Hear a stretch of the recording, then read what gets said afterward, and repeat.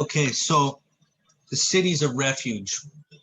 In the Parsha of Masei, we see the cities of refuge mentioned in Bamidbar 35, but it's also mentioned in Devarim. So I'm just going to go to Devarim for a second because we see a little bit more detail in Devarim. Okay, 19, Perek Yud Tet, 19 verses 8 to 11. So this is what it says in Devarim 19 verses 8 to 11. Ve'im yarkiv Hashem Elahecha es gevulach ha'asher nishbal avosecha v'nasan lecha. When Hashem will broaden your boundary, really, ve'im, we're going to talk about that. Is it really saying when? When Hashem will broaden your boundary, as he swore to your forefathers, and he will give you the entire land that he spoke to your forefathers to give. When you observe this entire commandment to perform it, it says, Anochi mitzavcha hayom, which I command you today to love Hashem your God, and to walk in his ways all the years, then you shall add 3 more cities to these 3. Innocent blood shall not be shed in the midst of your land that Hashem your God gives you as an inheritance. Okay, then in verse 11 it says, but if there will be a man who hates his fellow and ambushes him and rises against him and strikes him mortally and he dies, and he flees to one of these cities, then the elders of the city shall send and take him from there at a place in the hand of the Redeemer of the blood, and he shall die. Anyway, so verses 8 to 11, we see these 3 cities of refuge, a safe place for unintentional murder. He had to flee to an Arei Miklat, the city of refuge, and the redeeming brother was allowed to seek vengeance, even if unintentional. So why does the Torah mention the cities of refuge in Devarim if it already mentioned it in Devarim chapter 4? So if we go to Devarim chapter 4, yeah, I'm going to kind of go a little bit around the Torah, so you may get annoyed with me going back and forth a bit, but it's to give you the whole picture of everything here. So Devarim chapter 4, basically verse 41 to 43, and then it says, Az Yavdil Moshe Shelosh Arim Be'ever HaYordan. Then Moshe set aside 3 cities on the bank of the Jordan towards the rising sun. Okay, and then it says, for a killer to flee there who will have killed his fellow without knowledge, but who was not an enemy of his from yesterday and before yesterday, he shall flee to one of these cities and live. Okay, so it says, Az Yavdil, then Moshe set aside. And it looks like it's past tense, but it's actually talking about the future. So if you look again in chapter 4 of Devarim, verse 41, Az Yavdil, then Moshe set aside. It says, then Moshe set aside, but Az is more of a future reference. So why future reference? And it says Moshe will set aside, but Moshe is actually already dead. And so in Parsha Masei, with the details, these cities are only functional when the Jews enter the land. Okay, when the Jews enter the land, then the cities are functional. So if we go now to our Parsha in Numbers 35, Bamidbar 35, verses 9 to 15. Again, we see this. Hashem spoke to Moshe, saying, speak to the children of Israel and say to them, when you cross the Jordan to the land of Canaan, you shall designate cities for yourselves, cities of refuge they shall be for you, and a killer shall flee there, one who takes a life unintentionally. These cities shall be for you a refuge from the avenger, so that the killer will not die until he stands before the assembly for judgment. As to the cities that you shall designate, there shall be 6 cities of refuge for you. 3 cities shall you designate on the other side of the Jordan, and 3 cities shall you designate in the land of Canaan. They shall be cities of refuge for the children of Israel and the proselyte and resident among them. Shall these 6 cities be a refuge for anyone who kills a person unintentionally to flee there? Okay, so in Devarim, we talk about 3 tribes that wanted to stay on the other side: Reuben, Manasseh, and Gad.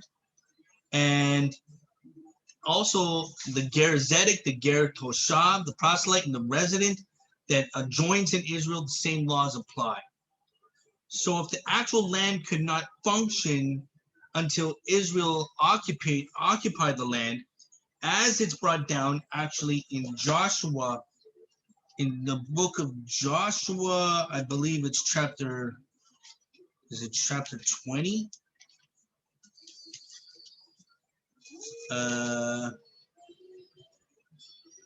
Verse 7. So they set aside Kedesh in the hill country of Naphtali in Galilee, Shechem in the hill country of Ephraim, Kiriath Arba, that is Hebron in the country hill of Judah. And it goes on to mention more of these lands. Why does it say Az Avdil Moshe in the future tense? What is the deal? Why in Parsha Shoftim, when the Torah mentions the Are Miklat, the cities of refuge, it's on a conditional term, that it's related to the forefathers, Abraham, Yitzhak, and Yaakov. When the cities of refuge are mentioned in Devarim 19, it mentions the previous command of establishing the 6 cities of refuge in Israel. But later on in verse 8 and 9 of chapter 19, it mentions establishing 3 more cities of refuge in relation to the promise that God swore to the forefathers. So back in Devarim 19 verse 8, it says Ve'im. Some in the English it'll say when Hashem will broaden, but it actually says if Hashem will broaden your boundary, that he swore to your forefathers. If, okay, it mentions establishing 3 more cities, okay, that in verse 10 or in verse 9 it goes on, which I command you today, to love Hashem, do his commandments. If you do these things, to love Hashem your God, to walk in his ways all the years, then you shall add 3 more cities to these 3. Okay, so it says if you shall observe. So a lot of people say, well, when Mashiach comes or these things in Israel, the borders are going to get bigger, these things, this has to happen. But the Torah doesn't say it's going to happen, it will happen. It says if. And everything in the Torah is actually conditional, just like if you obey my commandments. I think a lot of people forget about this. They say, oh, the Torah says that the land of Israel is going to expand and expand and expand, and this is going to happen. It actually says if you do these things. It's based on a condition.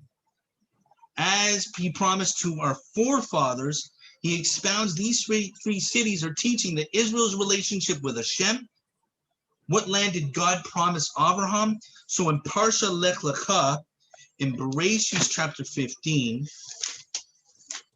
in Bereshit 15 verses 18 to 21, it says in 18:21, Bayom Hahu, Haras Hashem es Abram, Baris le'amor, lezarecha, nasati es haaretz. It says, on that day, Bayom Hahu, Hashem made a covenant with Abraham, saying, to your descendants have I given this land, from the river of from Egypt to Mitzrayim, to the great river, the Euphrates River. And then look what it says: the Canaanite, the Kenati, actually easier, Hagzini es Hakdomoni, and the Hittite, the Perizzite, the Rephaim. So it goes on to explain in Lech Lecha, on that day, 10 nations in the land of Canaan. In the Tanakh, the book of Joshua tells us that Israel occupied only 7 of the 10 territories. And from these 7, Israel established 6 cities of refuge, right?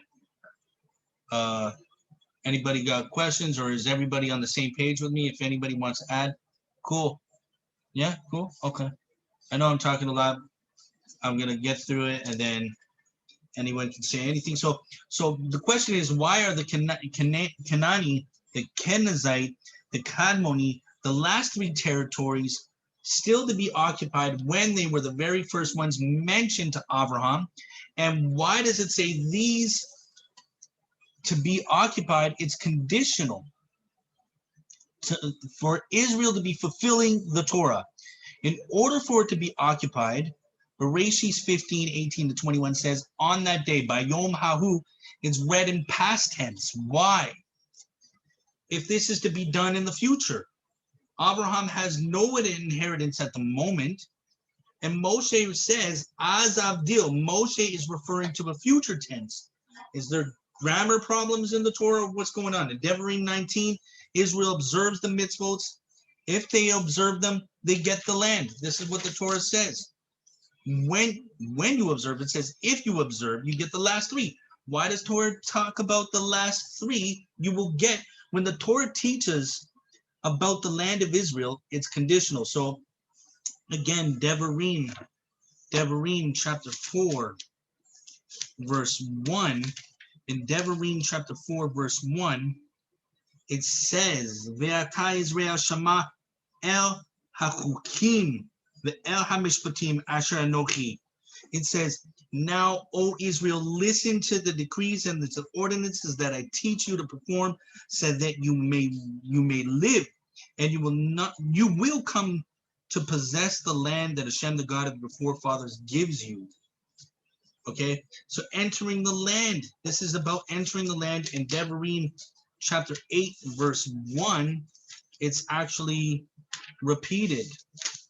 It says the entire commandment, Kol ha-mitzvah asher anochi mitzvahcha hayom tishmerun la'asot le'ma'an tihyun. It says the entire commandment that I command you today, you shall observe to perform, so that you may live and increase and come and possess the land that Hashem says to your forefathers. So again, the repetition here. It's saying you shall do. The only difference about Devarim 4:1 and chapter 8 verse 1, there's no mention of the last 3 cities. So why? And it says Devarim, it mentions it in Devarim 19, but not before. And if this is all about obeying Hashem, the land, then what is the specific stipulations on the last 3? The last 3 has to do with condition. If the land of Israel will be expanded, if.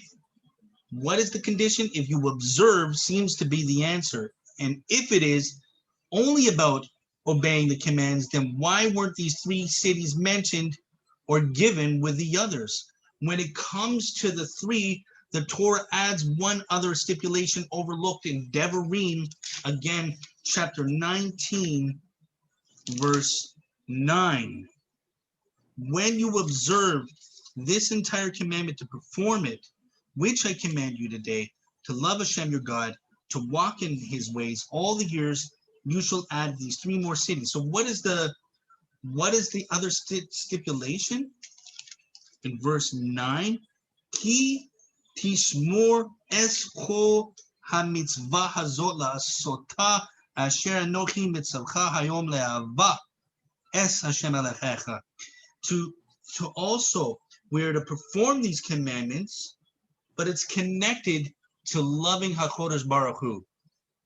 This time it also is connected to loving your God. Anyone can perform a mitzvah, but to perform the mitzvahs with the love of Hashem your God.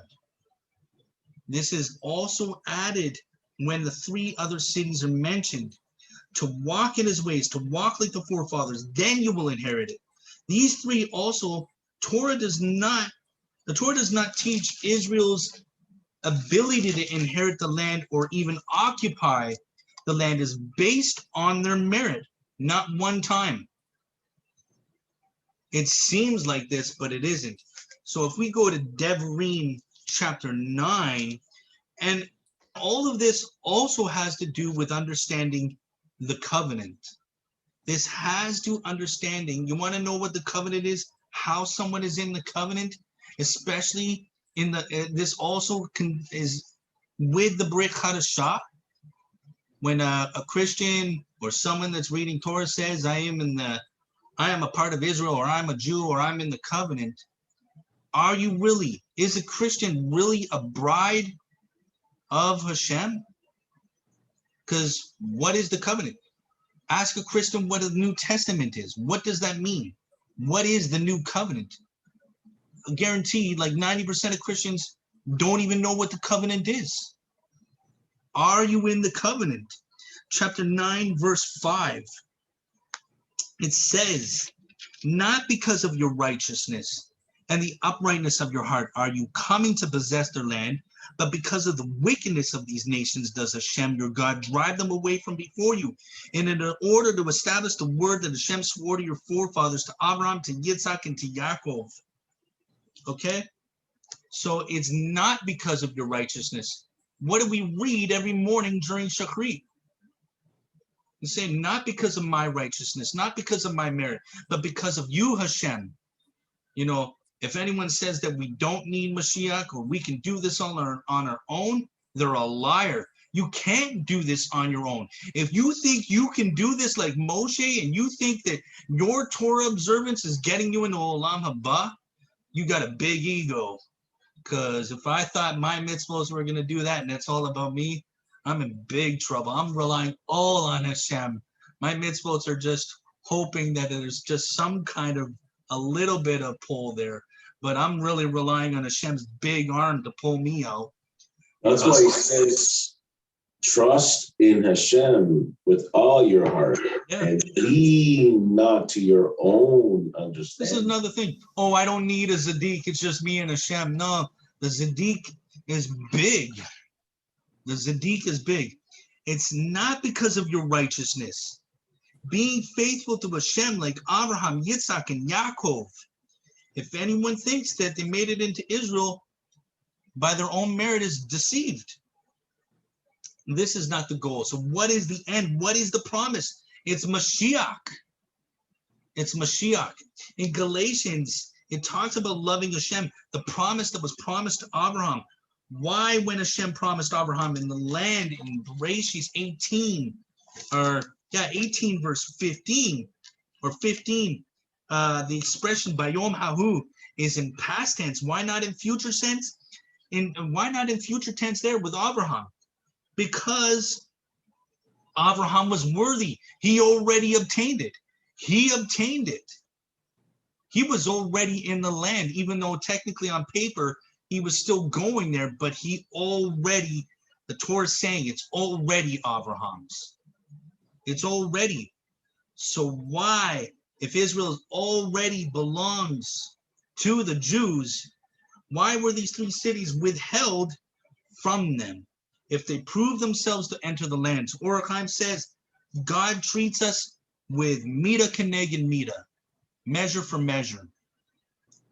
We, the Jewish people, are supposed to be Hashem's servants. And sometimes we failed, rebelled, we're not faithful like the Avos, like the fathers. And he caused those who were supposed to be our servants, the Canaani, the nations, to go against us. And this does not mean that God's promise is null and void. Chas v'shalom, the promise of his covenant is already sealed. We just have to keep our end of the deal. Just like we were talking about on Mount Sinai, when Hashem gave the tablets, it was Israel that kind of messed up and broke their end of the deal. But Hashem keeps his promise. Because Israel failed to be faithful, The Or HaChaim says that Hashem just withheld the land from them. Or HaChaim explains this is not a promise for the future, but it's already been given. It's already been given. The last 3 territories is going to be based on the Mashiach. Ramban says we will get this when we love Hashem with all our heart, soul, and mind. It will happen when you circumcise your hearts. And Ramban goes on to say this, that the removing of the klipa from our heart, the circumcision of our heart, is going to happen when Mashiach comes.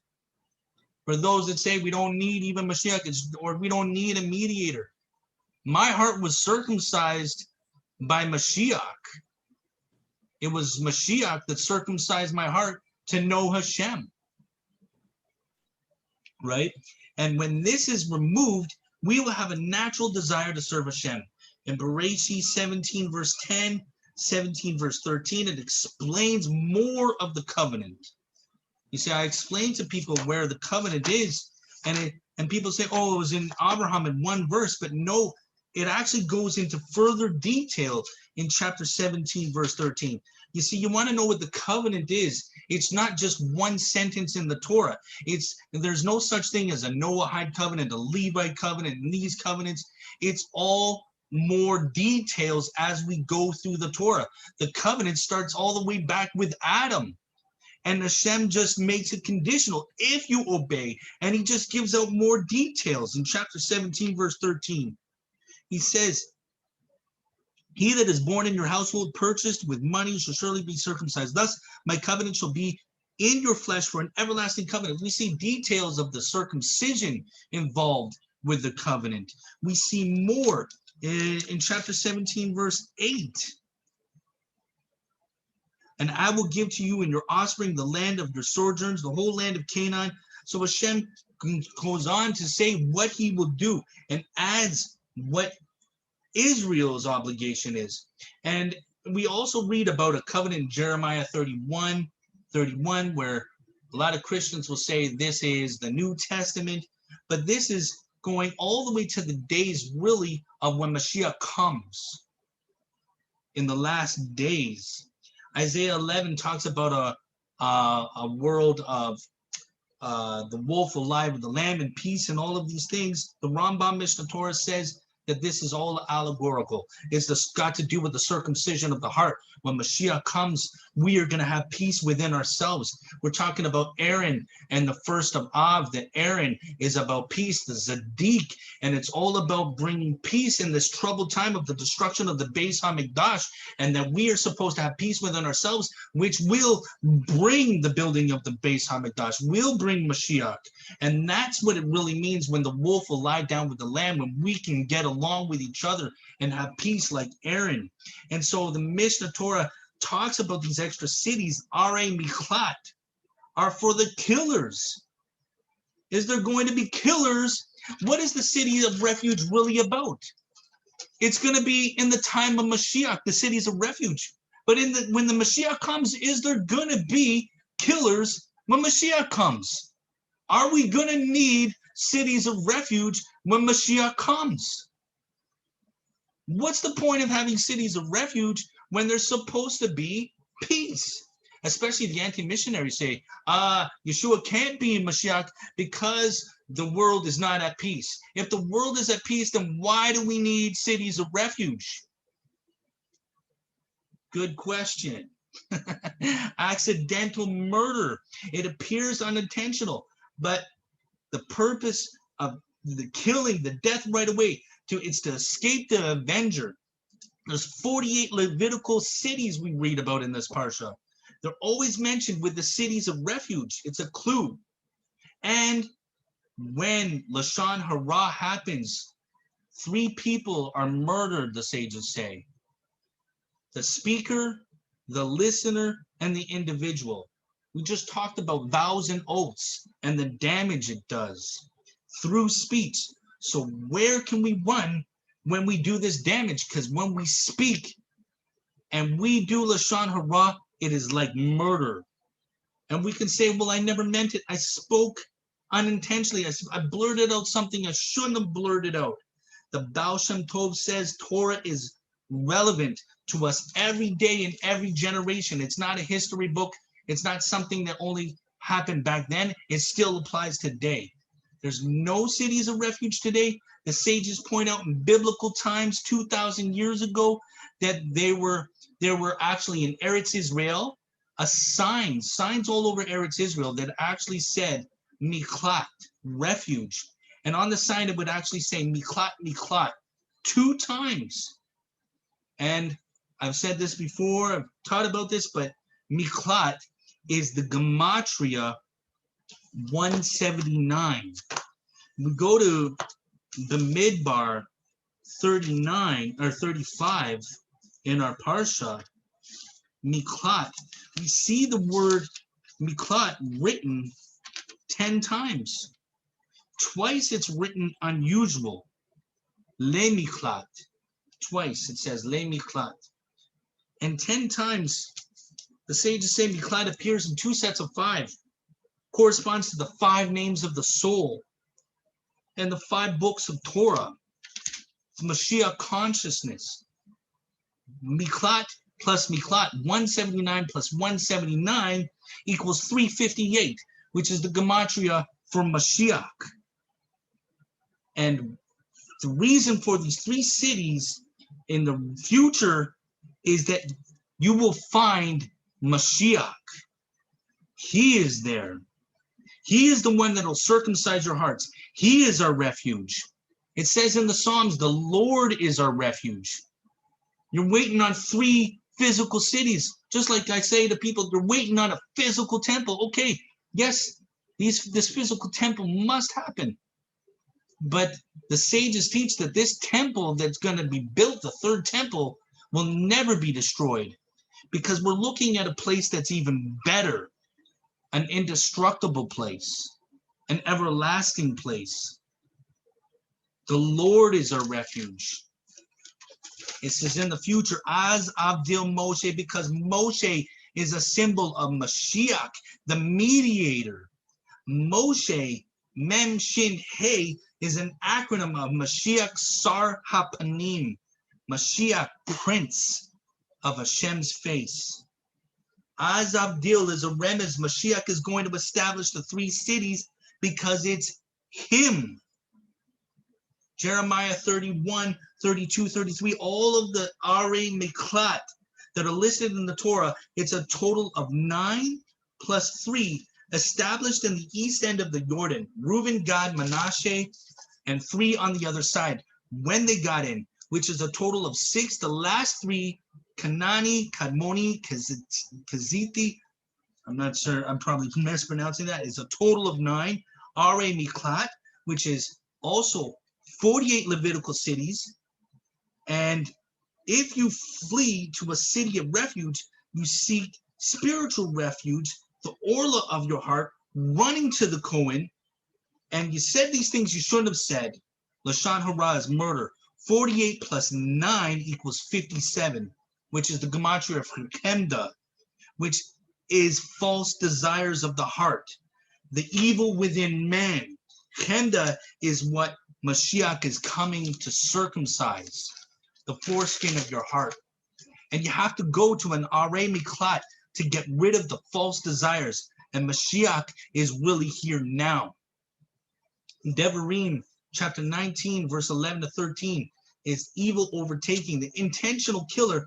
Why is this addressed here? After we talk about Mashiach, the 70 faces of the Torah, this person hates his neighbor, the enemy, the Yetzer Hara, the evil impulses, the way of the flesh. If you go to Devarim 19, just to go through it because I don't want to miss this point. Devarim 19, verse 11, but there will be a man who hates his fellow, who ambushes him or rise against him. This is the Yetzer Hara.